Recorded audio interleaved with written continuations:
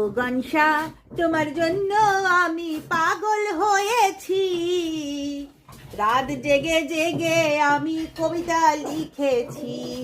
ও গনসা, ও গনসা, ও গনসা, এই দেখো আমাদের গনসা দাদা।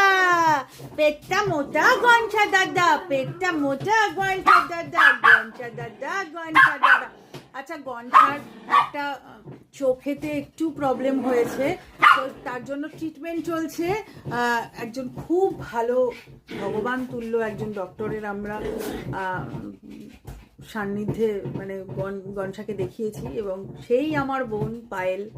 পায়েল ছাড়া তো আমার গতি নাই জীবনে, পায়েল নিজেও জানে।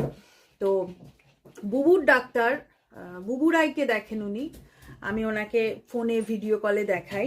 তো আমার গনসা কিন্তু ট্রিটমেন্ট করে আস্তে আস্তে সুস্থ হচ্ছে।